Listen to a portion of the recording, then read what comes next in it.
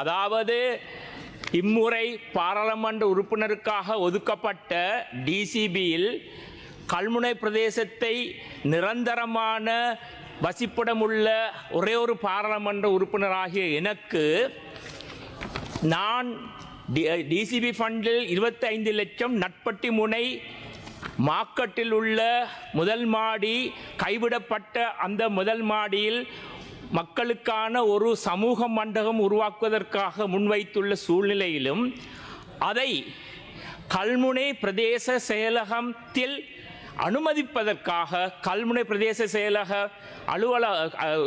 பிரதேச செயலகத்தால் உரிய டிசிசி மீட்டிங் நடத்தப்படாதனால் என்னுடைய சிறப்புரிமை மீறப்பட்டுள்ளதாக இந்த பாராளுமன்றத்தில் முன்வைக்கின்றேன். ஏனென்றால் இது முக்கியமான ஒரு திட்டம். அந்த மக்களுக்கு நட்பட்டி முனை மக்களுக்கு எந்த விதமான ஒரு கம்யூனிட்டி ஹாலும் இல்லை.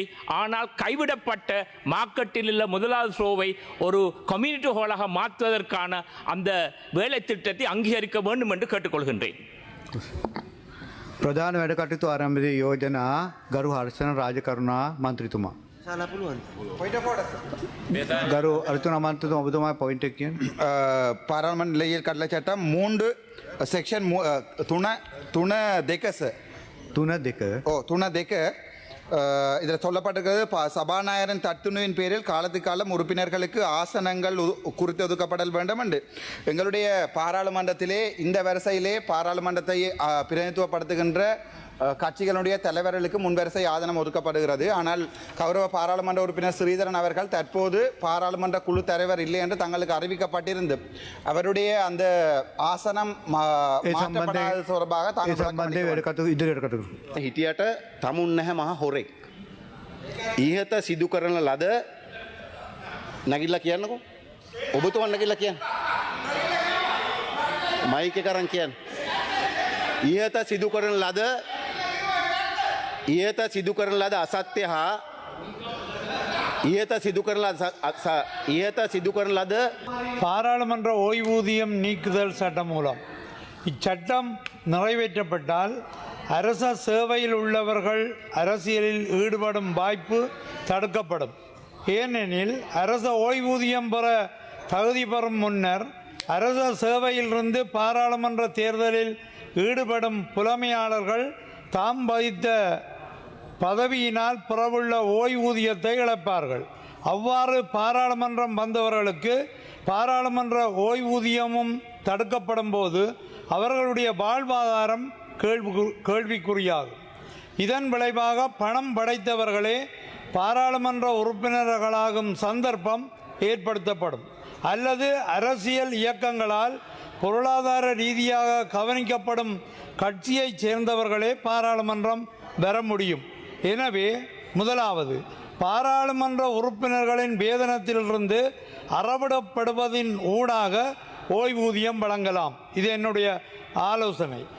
இரண்டாவது, அரச உத்தியோகத்தர்கள் பாராளுமன்ற உறுப்பினர் பதவியிலிருந்து விலகினால் அல்லது சேவை காலம் முடிவடைந்த பின் அரச சேவையில் தான் வகித்த பதவிக்கு மீண்டும் சேர வாய்ப்பளித்தல்.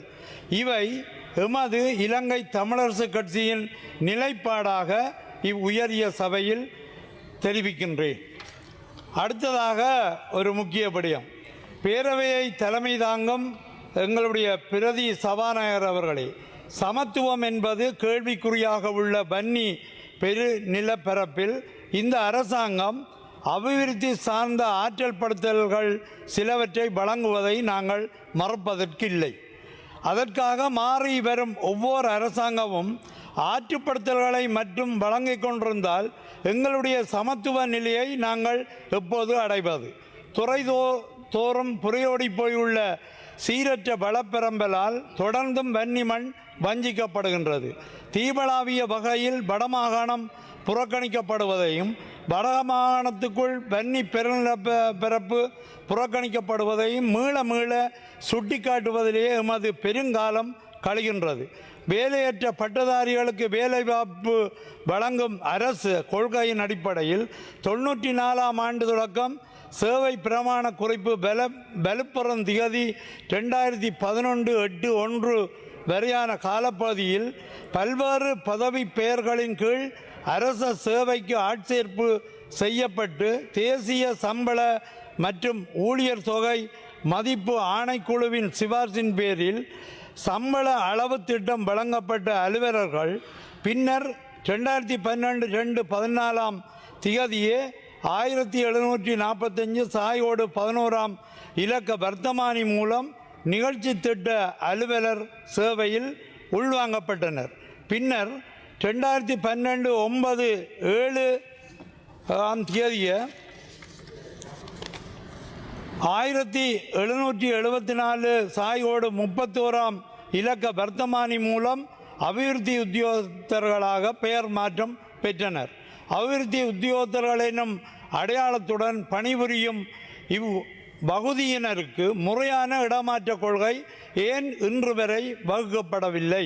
5, 6, 7 ஆண்டுகள் கடந்தும் ஒரே சேவை நிலையத்தில் பணியாற்றும் வெளி மாவட்டத்தை சேர்ந்தவர்களுக்கு பொது நிர்வாகம், மாகாண சபைகள் மற்றும் உள்ளூராட்சி அமைச்சரின் பதில் என்ன? ஓர் ஊழியர் ஒரே சேவை நிலையத்தில் 10 ஆண்டுகள் கடந்தும் சேவையாற்ற உங்களுடைய நிர்வாக ஒழுங்கு இடமளிக்கின்றதா? 1000க்கும் மேற்பட்ட அபிவிருத்தி உத்தியோகத்தர்கள் யாழ்ப்பாணத்தில் மிகையாக இருப்பதை தங்கள் அமைச்சு இன்னும் இனங்காணவில்லையா? வடமாகாணத்தில் மேற்படியான சமச்சீரற்ற வள ஒதுக்கம் தங்கள் அரசாங்கத்தில் சீராக்கப்படுமா என்பதை பாதிக்கப்படும் வன்னி பெருநிலத்தை சார்பாக்கும் பாராளுமன்ற உறுப்பினராக கௌரவ அமைச்சரிடம் வினவுகின்றேன். பட்டதாரிகளை இலங்கை ஆசிரியர் சேவையில் உள்ளிருப்பதற்கான போட்டி பரீட்சைக்கான அறிவித்தல் கடந்த 2026/2/2 அதிவிசேட வர்த்தமானியூடாக வெளியாகியது. கர்நாடகா சங்கீதம், இந்து நாகரிக பாடங்களில் திறந்த மற்றும் மட்டுப்படுத்தப்பட்ட அளவில் வடமாகாணத்துக்கான விண்ணப்பம் கோரப்படாதிருப்பதை கல்வி அமைச்சரின் மேலான கவனத்துக்கு இப்பேரவை ஊடாக கொண்டு வருகின்றேன். இந்து நாகரிக பாடம் மாகாண அடிப்படையில் இந்து நாகரிக பாடத்துக்கு ஏற்றுக்கொள்ளப்பட்ட 125 ஆசிரியர்களில் 93 ஆசிரியர்களே தற்போது இருப்பதாக வடமாகாண கல்வி திணைக்களத்தின் புள்ளிவிவரம் சுட்டிக்காட்டுகின்றது. கிட்டத்தட்ட இந்து நாகரிக பாடத்தில் வடமாகாணத்தில் 75% ஆசிரியர்களே காணப்படுகின்றனர்.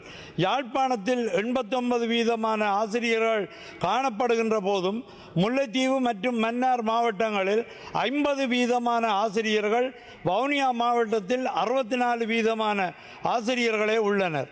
மேற்படியான புள்ளி விவரம் வடமாகாணத்தில் சீரற்ற ஆசிரியர் பரவலாக்கத்தையே வெளிப்படுகின்றது.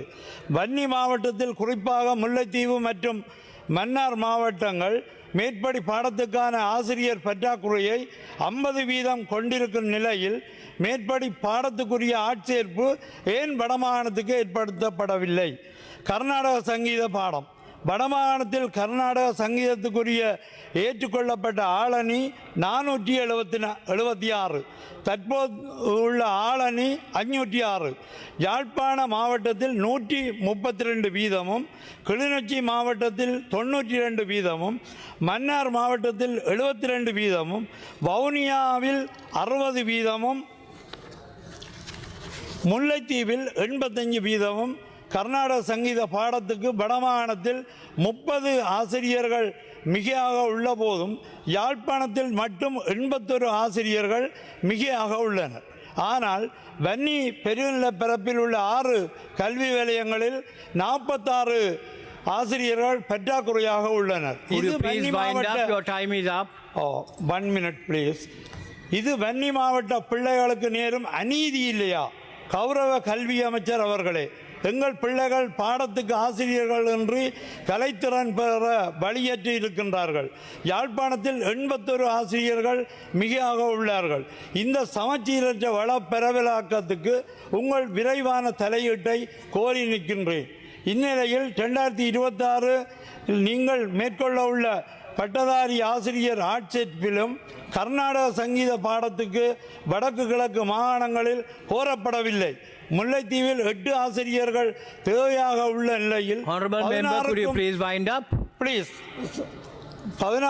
மேற்பட்ட கர்நாடக சங்கீத பட்டதாரிகள் முல்லைத்தீவில் மட்டும் உள்ளார்கள். முல்லைத்தீவு மாவட்டத்தின் தேவையை முல்லைத்தீவு மாவட்ட ஆளணியை கொண்டு நிறைவு செய்ய இயலுமாக உள்ளபோதும் தங்கள் அதிவிசேட வர்த்தமானி அதற்கு இடமளிக்கவில்லை. கௌரவ பிரதமர் அவர்களே, தயவு செய்து வன்னி மாவட்டம் சமச்சீரற்ற வளம் பெறும்பலால் தொடர்ந்தும் வஞ்சிக்கப்பட இடமளிக்க வேண்டாம். விரைவாக எங்களுடைய குறையை போக்கியருங்கள் என்றுதான் கேட்டுக்கொள்கிறேன். நன்றி. விவாதிக்கப்பட்டு வருகின்ற அதாவது இந்த பாராளுமன்ற ஓய்வூதியம் சம்பந்தமான சட்டமூலம் தொடர்பாக இன்றைக்கு காலையிலிருந்து விவாதிக்கப்பட்டு வருகின்றது. அப்போ இது தொடர்பாக உண்மையிலேயே எங்களுடைய கட்சியினுடைய நிலைப்பாட்டையும் அதே போன்று எங்களுடைய அரசாங்கத்தினுடைய நிலைப்பாட்டையும் இன்று காலையிலிருந்து எங்களுடைய அமைச்சர்மார்கள் உறுப்பினர்கள் அனைவரும் மிக தெளிவாக நாங்கள் எடுத்து கூறியிருக்கின்றோம் இந்த சபைக்கு. அப்போ அதில் ஒரு முக்கியமான காரணம் தான் வேறு எதுவுமல்ல, இந்த ஓய்வூதியத்தை இல்லாதொழிக்க வேண்டும் அல்லது இந்த ஓய்வூதியத்தின் மூலமாக நன்மை பெறுகின்றவர்களுக்கு ஏதாவது தீங்கு விளைவிக்க வேண்டும் என்கின்ற நோக்கமோ குறிக்கோளோ இதில் கிடையாது. ஆனால் எங்களுக்கு எல்லோருக்குமே தெரியும், எங்களுடைய கட்சி என்ற வகையில் நாங்கள் எங்களுடைய கொள்கை பிரகடனத்தை தயாரிக்கின்ற போதே மிகவும் தெளிவாக நாங்கள் குறிப்பிட்டிருந்தோம், இந்த நாட்டில் ஒரு புதிய அரசியல் கலாச்சாரத்தை கொண்டு வர வேண்டும். அப்போ அந்த கலாச்சாரத்தின் பொழுது நிச்சயமாக இந்த ஓய்வூதிய மூலமாக நன்மை அடைகின்ற அல்லது ஓய்வூதியத்தை பெறுகின்ற இந்த பாராளுமன்ற உறுப்பினர்களுக்கு மாத்திரம் வரையறுக்கப்பட்டிருக்கின்ற இந்த முறைமையை நீக்கப்பட வேண்டும் என்பதுதான் எங்களுடைய நிலைப்பாடு. அப்போ அந்த நிலைப்பாட்டுக்கு ஏற்பவே விசேடமாக இன்று நாங்கள் இந்த சட்டமூலத்தை இதில் நிறைவேற்றுவதற்கு ஏதுவான நடவடிக்கைகளை நாங்கள் எடுத்திருக்கிறோம். அப்போ அதன் பொழுது இன்னும் ஒன்றை நாங்கள் சுட்டிக்காட்ட வேண்டும் உறுப்பினர் அவர்களே. இன்றைக்கு எங்களுக்கு எல்லோருக்குமே தெரியும், இவ்வாறு இந்த ஓய்வூதியத்தை இல்லாதொழிக்கின்ற சட்டமூலத்தை நிறைவேற்றப்படுகின்ற போது இந்த ஓய்வூதியத்தின் மூலமாக அல்லது இந்த ஓய்வூதிய திட்டத்தின் மூலமாக இந்த நாட்டுக்கு அல்லது இலங்கையில் இருக்கின்ற அரசியலுக்கு அரசியல் கலாச்சாரத்தில் ஏதாவது ஒரு புதிய மாற்றங்கள் நிகழ்ந்திருக்கின்றதா என்று தேடி பார்க்கின்ற பொழுது கிடையாது.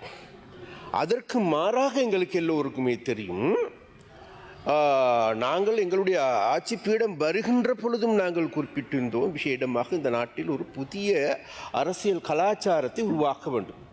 அப்போ அந்த புதிய அரசியல் கலாச்சாரம் தான் வேறு எதுவும் அல்ல, இது நாள் வரைக்கும் இந்த நாட்டில் இருக்கின்ற இந்த பாராளுமன்ற உறுப்பினர்களா அமைச்சர்களா அல்லது இந்த நாட்டில் இருக்கின்ற அரசியல்வாதிகளா, அந்த அரசியல்வாதிகள் அனைவருமே மேட்டுக்குடியை சார்ந்தவர்களாகவும் அது மாத்திரமல்ல இந்த சமூகத்தில் அதிக உயர்ந்த இடத்தில் இருக்கின்றவர்களாக காட்டப்பட்டது. அவ்வாறு காட்டப்பட்ட பொழுதும் கூட எங்களுக்கு அதிலும் கூட பிரச்சனை கிடையாது. ஆனால் அவ்வாறு காட்டப்படுகின்ற அவ்வாறு போற்றப்பட வேண்டிய பாராளுமன்ற உறுப்பினர்கள் அவர்கள் போற்றுதலுக்கு உரிய வேலைகளை இந்த பாராளுமன்றத்திலிருந்து செய்தார்களா என்று தேடி பார்க்கின்ற பொழுது கிடையாது. இந்த நாட்டில் லஞ்ச ஊழல் மோசடி மலிந்த தேசமாக மாறுகின்ற போது அப்போ அந்த அந்த அந்த வகையான இந்த நாட்டில் ஊழல் மலிந்து காணப்படுகின்ற பொழுது அவைகளுக்கு எதிராக நாங்கள் எடுத்த நடவடிக்கைகள் என்ன, எங்களுடைய பாராளுமன்ற உறுப்பினர்களுடைய பங்களிப்பு என்ன என்று நாங்கள் தேடி பார்க்கின்ற பொழுது மிகவும் பூஜ்யமாகவே இருக்கிறது. இது எல்லாவற்றையும் விட முக்கியமான ஒரு விடயம் தான் கௌரவ உறுப்பினர் அவர்களே, அதாவது இந்த நாட்டில் எங்களுக்கு எல்லோருக்குமே தெரியும், இந்த நாடு கடந்த நாட்டுக்கு சுதந்திரம் கிடைத்த இன்றைக்கு 77 வருடங்கள் ஆகின்றது. இந்த 77 வருடங்களுக்கு முன்னர் நாங்கள் இன்றைக்கு இந்த நாட்டை தேடி பார்க்கின்ற போது இந்த நாட்டில் காலாகாலமாக இந்த நாட்டில் இனவாத ரீதியான பிரச்சனைகள் மேலோங்கியே காணப்பட்டது. இந்த நாட்டில் விசேடமாக தமிழ் மக்கள் அல்லது முஸ்லிம் மக்கள் இனவாத ரீதியாக பாதிக்கப்பட்டார்கள், வஞ்சிக்கப்பட்டார்கள், ஒடுக்குமுறைக்குள்ளாக்கப்பட்டார்கள். அவ்வாறு தமிழ் மக்கள் ஒடுக்குமுறைக்குள்ளாக்கப்படுகின்ற போது இந்த பாராளுமன்றத்தில் இன்றைக்கு இந்த ஓய்வூதியத்தையும் பெற்றுக்கொண்டு சம்பளத்தையும் பெற்றுக்கொண்டு ஏனைய சலுகைகளையும் பெற்றுக்கொண்டு போதாக்குறைக்கும் மக்களுடைய பணத்தை கொள்ளையடித்தவர்கள் எல்லோருமே நாட்டின் இனவாதத்தை உள்ளாதொழிப்பதற்கு அல்லது மக்களிடையே ஒரு நல்லிணக்கத்தை கட்டியெழுப்புவதற்கு மதங்களுக்கிடையிலே ஒரு நல்லிணக்கத்தை கட்டி எழுப்புவதற்கு ஏதுவான நடவடிக்கைகள் எடுத்தார்களா அல்லது அவைகளை இல்லாதொழித்து மேலும் இந்த இன முரண்பாடுகளை ஏற்படுத்தினார்களா என்று தேடி பார்க்கின்ற பொழுது எங்கள் அனைவருக்கும் ஒரு வேதனைக்குரிய விடயமாகவே இருக்கின்றது. இவர்கள் கடந்த பல தசாப்தங்களாகவே நாட்டின் இனவாத ரீதியான அந்த இன ரீதியான பாகுபாடுகளுக்கு சோறு போட்டு தீனி போட்டு வளர்த்தவர்களாக இருந்தார்களே தவிர அதிலிருந்து எமது மக்களை மீட்டெடுப்பதற்கு ஏதுவானவர்களாக மாறவில்லை. அதன் காரணமாகவும் நாங்கள் சொல்லுகின்றோம், அப்படியானால் அப்படியாகப்பட்ட நபர்களுக்கு தொடர்ந்தும் இந்த சமூகத்தில் மக்கள் இந்த நாட்டில் வரி செலுத்துகின்றார்கள். அந்த வரி பணத்திற்கான இந்த பாராளுமன்ற உறுப்பினர்களுக்கு சம்பளமும் வழங்கப்படுகின்றது. அது மாத்திரமல்ல, அதன் மூலமாகவே இன்றைக்கு இவர்களுக்கு அனைத்து சலுகைகளும் வழங்கப்பட்டு ஓய்வூதியமும் வழங்கப்படுகின்றது. அப்ப இந்த ஓய்வூதியத்தின் ஊடாக அல்லது இவைகளை பெற்றுக் கொடுப்பதன் மூலமாக உண்மையிலே ஒரு புதிய அரசியல் கலாச்சாரத்தை தோற்றுவிப்பதற்கு இவர்களால் முடியுமாக இருந்திருக்கின்றதா தேடி பார்க்கின்ற பொழுது கிடையாது. அப்ப அதன் காரணமாகவும் நாங்கள் சொல்லுகின்றோம், வேறு எதுமல்ல, இந்த நாட்டில் கடந்த பல தசாப்தங்களாக இந்த பாராளுமன்றம் என்பது மக்களுடைய இனங்களுக்கிடையே நல்லிணக்கத்தையோ இன ஒற்றுமையையோ ஏற்படுத்துகின்ற ஒரு பாராளுமன்றமாக இல்லை. அதுவும் ஒரு பிரச்சனையாக இருந்தது. அப்ப அதன் காரணமாக இலங்கையில் இருந்த மக்கள் மத்தியிலும் கூட இந்த நாட்டில் 225 பேரும் எங்களுக்கு வேண்டாம் என்கின்ற ஸ்லோகம் அல்லது கோஷம், அது மாத்திரமல்ல, இந்த பாராளுமன்றத்தில் இருக்கின்றவர்கள் எங்களுடைய இரத்தத்தையும் வியர்வையும் உறிந்து குடிக்கின்றவர்களாகவே காணப்பட்டார்கள் என்கின்ற குற்றச்சாட்டு மக்கள் மத்தியில் இருந்து காணக்கூடியதாக. அப்ப அந்த குற்றச்சாட்டின் அடிப்படையில் இருந்து நாங்கள் பார்க்கின்ற பொழுது உண்மையிலேயே இந்த ஓய்வூதியம் என்பது உண்மையிலே தேவையா என்கின்ற ஒரு கேள்வி இருக்கிறது. அப்ப இந்த அடிப்படையில் தான் விசேடமாக இந்த நாட்டில் இருக்கின்ற மக்களுடைய பிரச்சனைகளை தீர்ப்பதற்கு ஏதுவான நடவடிக்கைகளையோ அதற்கான நல்ல ஆக்கப்பூர்வமான செயற்பாடுகளை செய்யாதவர்கள், அது மாத்திரமல்ல, இன்றைக்கு மக்கள் மத்தியிலும் கூட அபகீர்த்தியான நிலைக்கு உள்ளாக்கப்பட்டிருக்கின்ற இந்த நிலைமையில் இருந்து இந்த பாராளுமன்றத்தை மீட்டெடுக்க வேண்டிய தேவை இருக்கின்றது. பாராளுமன்ற உறுப்பினர்களை மீட்டெடுக்க வேண்டிய தேவை இருக்கின்றது. உண்மையிலேயே இந்த பாராளுமன்றத்திற்கு மக்களை நேசிக்கின்ற, நாட்டை நேசிக்கின்ற, மக்களுக்காக உண்மையிலேயே சேவை செய்கின்ற, மக்களுக்காகவே தாங்களை அர்ப்பணிக்கின்ற ஒரு பாராளுமன்றமாக பாராளுமன்ற உறுப்பினர்களை தோற்றுவிக்கின்ற ஒரு நிலைமைக்கு நாட்டை ஒரு அரசியல் ரீதியான புதிய கலாச்சாரத்திற்கு கொண்டு செல்ல வேண்டிய தேவை இருக்கின்றது. உறுப்பினர் அவர்களே, அந்த கோணத்தில் இருந்து கொண்டுதான் நாங்கள் எங்களுடைய கட்சி என்ற வகையிலும் எங்களுடைய அரசாங்கம் என்ற வகையிலும் இந்த செயற்பாடுகளுக்கு நாங்கள் இன்றைக்கு முன்னுரிமை அளித்து இதில் இருந்து மாற்றத்தை உருவாக்குவதற்கு ஏதுவான நடவடிக்கையில் நாங்கள் எடுத்தோம். ஒன்று. அதே போன்று இன்றைக்கு எங்களுக்கு எல்லோருக்குமே தெரியும், இவ்வாறான நடவடிக்கைகளை நாங்கள் முன்னெடுக்கின்ற பொழுது படிப்படியாக நாங்கள் கடந்த 1.5 வருடங்களுக்கு மேலாக ஆட்சி பீடத்துக்கு வந்திருக்கும். படிப்படியாக மக்களுடைய பிரச்சனைகளை தீர்க்கப்படுகின்ற பொழுது நாட்டினுடைய அபிவிருத்தி திட்டங்கள் நாளுக்கு நாள் மேலே உயர்கின்ற பொழுது இதனால் வரைக்கும் எமது நாட்டில் அபகீர்த்தி மிக்க ஒரு நாடாக, லஞ்சம் ஊழல் மலிந்த தேசமாக இருந்த பொழுது அந்த தேசம் இன்றைக்கு மீண்டெழுகின்றது. அதில் இலங்கை தாய் இன்றைக்கு சிரித்து மகிழ்கின்ற ஒரு நிலைமைக்கு இன்றைக்கு எமது நாட்டை மாற்றி அமைத்திருக்கின்றோம். உறுப்பினர்களே, அதாவது கடந்த பல தசாப்தங்களாக லஞ்ச ஊழல் மோசடி அதிகார துஷ்பிரயோகத்தால் மூழ்கி போயிருந்த நாட்டை, நாசமாக்கப்பட்டிருந்த நாட்டை இன்றைக்கு மேலே உயர்த்தி நிமிர்த்தி உலகமே இன்றைக்கு திரும்பி பார்க்கக்கூடிய அளவுக்கு எமது நாட்டை கட்டியெழுப்புகின்ற ஒரு புதிய அத்தியாயத்துக்கு கொண்டு செல்லுகின்ற ஒரு நாடாக மாற்றப்பட்டிருக்கின்றது. ஒரு பக்கம். மறுபுறம் நாங்கள் பொருளாதார ரீதியாக உடைந்து வீழ்ந்து கிடந்த நாடு. 2022ஆம் ஆண்டு இந்த நாடு வங்குரோத்து அடைந்த நாடு, அறிவிக்கப்பட்ட நாடு உத்தியோகபூர்வமாக. இன்றைக்கு அந்த நாட்டை நாங்கள் கட்டி எழுப்பி நாட்டை நிமிரக்கூடிய அளவில், அதாவது கடந்த தித்வா புயலின் போது நாடு பாரிய அனர்த்தத்துக்கு எதிர்கொண்டது.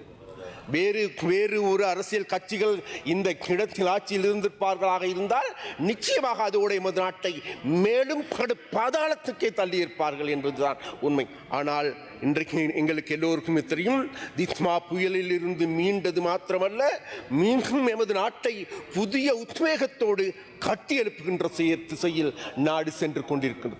அந்த செயற்பாடுகளின் பொழுது விசேடமாக நான் கூடுதலாக வடக்கு பிரதிநிதித்துவம் செய்கின்ற உறுப்பினர் என்ற வகையிலும் அமைச்சர் என்ற வகையிலும் யாழ்ப்பாணத்தினுடைய அபிவிருத்தி குழு தலைவர் என்ற வகையிலும் எனக்கு யாழ்ப்பாணத்தில் இருந்து நாங்கள் இன்றைக்கு பல்வேறு செயற்பாடுகளை முன்னெடுத்து வருகின்றோம். அது மாத்திரமல்ல, இந்த செயற்பாடுகளை முன்னெடுப்பதற்கான காரணம் வேறு எதுமல்ல உறுப்பினர்களே, எங்களுக்கு எல்லோருக்குமே தெரியும். கடந்த பல தசாப்தங்களாக இந்த நாட்டின் தமிழ், சிங்கள, முஸ்லிம் மக்கள் மத்தியில் பாரிய பிணக்குகளை, பிரிவினைகளை, பாரிய கசப்புணர்வுகளை ஏற்படுத்தப்பட்டிருந்தது.